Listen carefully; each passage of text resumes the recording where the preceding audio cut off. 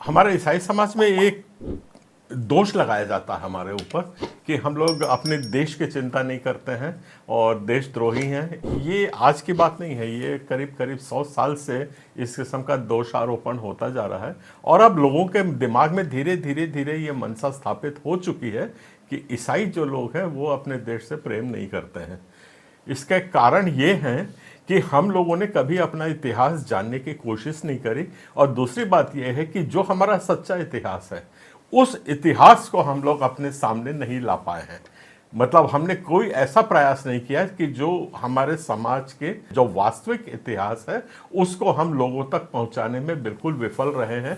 ये कारण है कि आज हम पे इस किस्म के दोषारोपण लगते हैं और हमारा समाज बहुत ही धनाढ़ समाज है जहाँ तक कि बौद्धिक संपदा की बात होती है, क्योंकि बहुत अच्छे अच्छे विचारक हैं हमारे पास और बहुत अच्छा लिखते हैं, पर हम उनको ना पढ़ते हैं ना समझते हैं और ना उनको हम प्रसार करने की कोशिश करते हैं।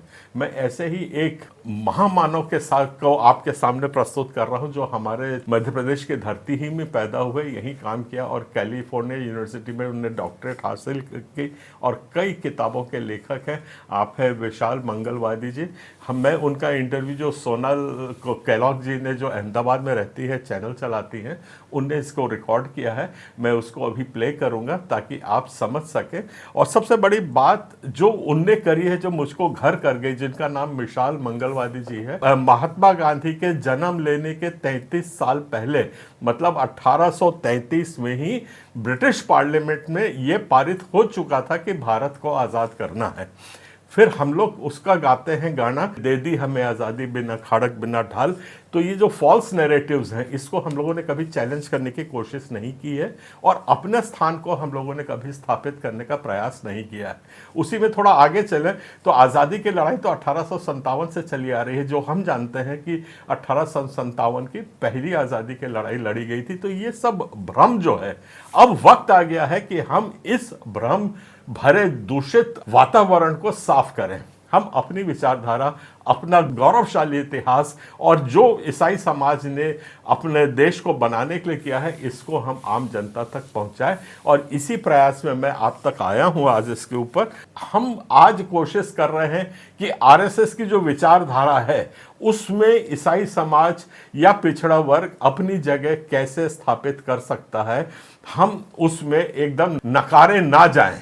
ये हमारी मेन प्रयत्न है, यही हमारा मेन प्रयास है कि हम भी जो विचारक हैं उन लोगों को भी समझाएं कि देखिए ईसाई समाज नेता क्या है और अभी भी देश के साथ है और देश के साथ करेगा। इसी प्रयास में हम लोग अब आगे बढ़ेंगे।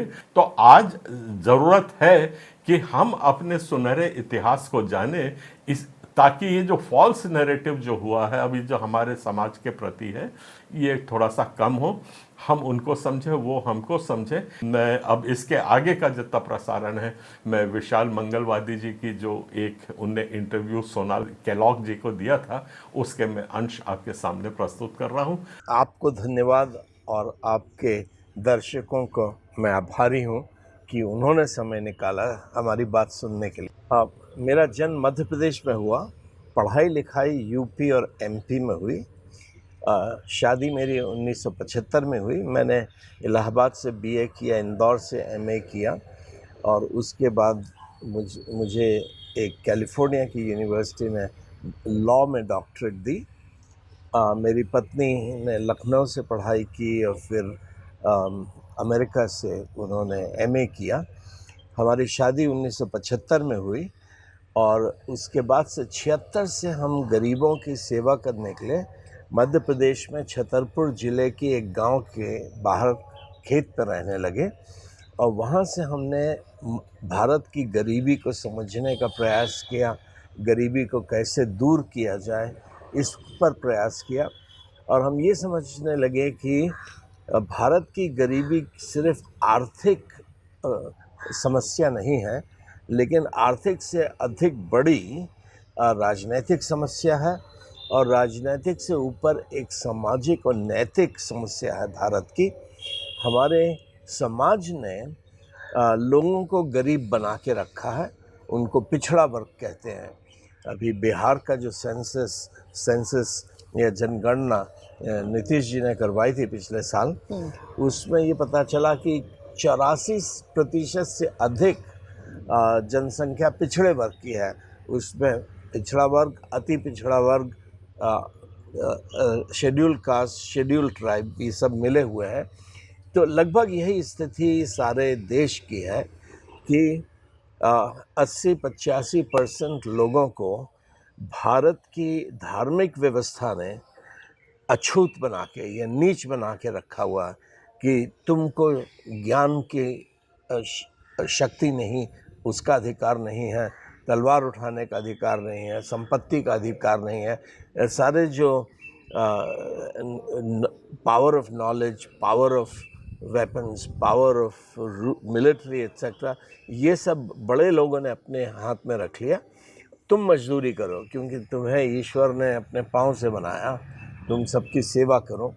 तो ये सामाजिक व्यवस्था ने हमारे देश के 80-85% लोगों को गरीब बना के रखा हुआ है, जिसको जब बाइबल भारत में आई तो इस व्यवस्था को बदलना शुरू किया कि जिनको पढ़ने लिखने का अधिकार नहीं था, जिनका जिम्मा था कि तुम्हारे बाप झाड़ू लगाते थे, दादा भी झाड़ू लगाते थे, तुम भी झाड़ू लगाओगे, तुम प्रोफेसर नहीं बन सकते, डेंटिस्ट नहीं बन सकते, तुम बिजनेस नहीं कर सकते।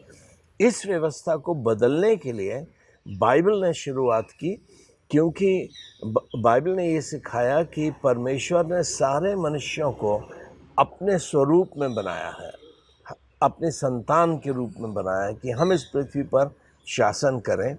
तो परमेश्वर ने हमें बराबर बनाया, शैतान ने हमें बांट दिया कि तुम नीच हो, तुम्हें हमारे पाँव छूना है, तुम्हें हमारी सेवा करना, तुम हमारे साथ बैठ नहीं सकते वगैरह, और महिलाओं को भी नीच बना दिया। तो इसको बदलना शुरू किया बाइबल ने। तो ये तो सिर्फ शुरुआत थी। आप बताएं व्हाट डू यू मीन कि बाइबल ने शुरुआत किया इसका? दुनिया में कोई दर्शन शास्त्र या विज्ञान की ऐसी वो नहीं है थ्योरी जो सारे मनुष्यों को बराबर बता सके। हम देखते हैं कि मनुष्य बराबर नहीं है, कुछ ज़्यादा विद्वान है, कुछ ज़्यादा पहलवान है, कुछ ज़्यादा धनवान है, कुछ गरीब है, कोई पुरुष है, कोई नारी है, बराबर नहीं है। तो कोई भी वैज्ञानिक ये नहीं कह सकता कि विज्ञान सिद्ध करता है कि सब पुरुष बराबर हैं, सब मनुष्य स्त्री बराबर हैं।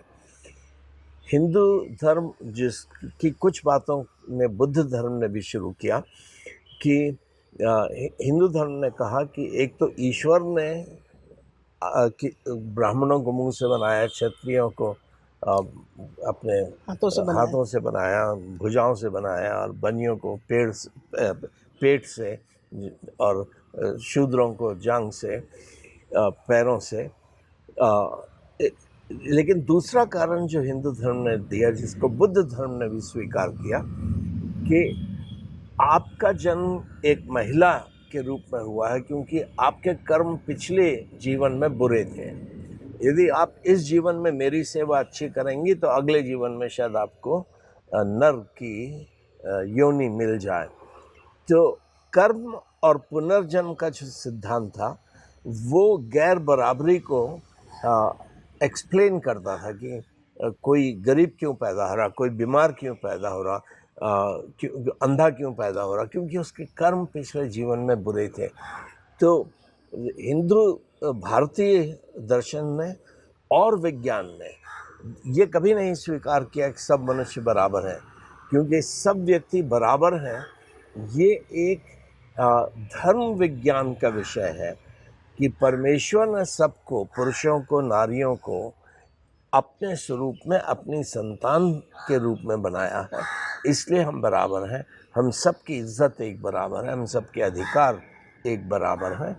अपनी योग्यताओं का इस्तेमाल करके, अपनी परिस्थितियों का इस्तेमाल करके कोई मजबूत बन जाता है, कोई कमज़ोर बन जाता है, कोई धनवान बन जाता है, कोई बहुत विद्वान बन जाता है, कोई अनपढ़ रह जाता है। ये चीज़ें समाज में हो रही हैं, लेकिन बुनियादी तौर से सब व्यक्ति बराबर हैं। ये शिक्षा सिर्फ बाइबल के माध्यम से भारत में आई। ये मिशनरीज का काम था जिन्होंने गरीबों की सेवा की, बीमारों को चंगा किया, अशिक्षितों को पढ़ाया, कृषि का परिवर्तन भारत में लेकर के आए और हमको सही मार्ग से या अपने पड़ोसी से अपने समान प्रेम करना है, उसको अछूत नहीं बनाना है। उन्होंने भारत की विचारधारा को बदलना शुरू किया। ये दूसरी किताब थी। तीसरी किताब थी India the grand experiment. Bharat में कभी स्वतंत्रता का कोई विचार नहीं था। भारतीय दर्शन में, वेदों में, उपनिषद में, रामायण महाभारत में स्वतंत्रता का कोई राजनीतिक थ्योरी नहीं थी। बाइबल की लिखना शुरू हुआ जब परमेश्वर ने मूसा को भेजा मिस्र। मिस्र में यहूदी लोग गुलाम थे। इन गुलामों को छुड़ाने के लिए मूसा गए कि मैं तुम्हें, परमेश्वर ये कह रहा है कि वो तुम्हें छुड़ाएगा गुलामी से। तो मूसा ने कोई सेना नहीं बनाई, कोई हथियार नहीं किए, कोई विद्रोह पैदा नहीं किया, लेकिन ईश्वर के नाम में फिरौन से कहा कि ईश्वर ये कह रहे हैं कि तुम अपने ये जो गुलामी प्रथा है इसको ख़त्म करो, इन गुलामों को छोड़ो कि ये मेरी सेवा करें, मैंने इन्हें अपने लिए बुलाया है, बनाया है। तो परमेश्वर ने मूसा के माध्यम से फिरौन पर ईश्वरीय दंड दिया। फिरौन ने आज्ञा दी कि तुम जाओ। मिस्र के लोगों ने, जिन्होंने सदियों से इन गुलामों को चूसा था, लूटा था, उन्होंने उनको सोने चांदी जेवर दिए कि तुम जाओ। ईश्वर ने लाल सागर के 2 टुकड़े किए कि ये गुलाम ज़मीन से होकर स्वतंत्र हो जाए। 40 साल तक जंगल में ईश्वर इन गुलामों को खिलाते पिलाते रहे कि वो इस्राएल देश जो परमेश्वर ने उनके पूर्वजों को, इब्राहिम, इसहाक, याकूब को प्रतिज्ञा दी थी कि ये देश मैं तुम्हें दूंगा, वो ईश्वर ने प्रतिज्ञा पूरी की। तो बाकी की बाइबल जो है, सो बाइबल के लिखना शुरू हुआ इस संदर्भ में कि ईश्वर गुलामों को छुड़ाना चाहता है और कैसे हम आज़ाद देश बने रह सकते हैं, गुलामी से बच सकते हैं। ये बाकी के अध्याय, बाइबल में 66 किताबें हैं, बाकी की किताबें ये समझाती हैं। और जो मसीहा, जिसकी प्रतिज्ञा पुराने नियम में की गई थी कि मैं मसीहा को भेजूंगा, मसीहा का अर्थ है छुड़वाने वाला, लिबरेटर, जिसको ईश्वर ने अभिषेक किया है हमारी बेड़ियों को, जंजीरों को तोड़ के हमें आज़ाद करे। वो हमारा मसीहा है, उद्धार देने वाला है। तो बाइबल की पूरी शिक्षा जो है वो स्वतंत्रता और आज़ादी की है कि हम आज गुलाम हैं, पापियों के गुलाम हैं, पाप के गुलाम हैं, शैतान के गुलाम हैं, लेकिन परमेश्वर हमें अपनी संतान बनाना चाहता है। संतान जो है वो स्वतंत्र है, वो राजा है। यदि मेरा पिता राजा है तो मैं भी राजा हूँ, मैं राजकुमार हूँ, आप राजकुमारी हैं। परमेश्वर गुलामों को आज़ाद करना चाहता है। उसको हम कहते हैं परमेश्वर ने मुझे अपना पुत्र बना लिया, पुत्र बनने का अधिकार दिया। तो राजा के पुत्र बनने का अधिकार मतलब है राजधिकार। तो सनशिप मीन्स किंगशिप। तो बाइबल की पूरी शिक्षा जो है वो आज़ादी की है और इसीलिए जो लॉर्ड मैकॉले की पिछली पीढ़ी से चार्ल्स गांट मुख्य आदमी थे, जो ईस्ट इंडिया कंपनी के डायरेक्टर भी बन गए थे, मेंबर ऑफ पार्लियामेंट भी बन गए थे, जिन वो मैकॉले परिवार के बगल में ही रहते थे। क्लैपहम एक शहर है लंदन के सबर्ब में, उसमें क्लैपहम में रहते थे। इन लोगों ने भारत की आज़ादी के लिए सारा प्रयास किया और सारी तैयारी की, हम भारतीयों को पढ़ाएंगे ताकि ये नेहरू जैसे लोग, पटेल जैसे लोग, अंबेडकर जैसे लोग भारत को आज़ादी के साथ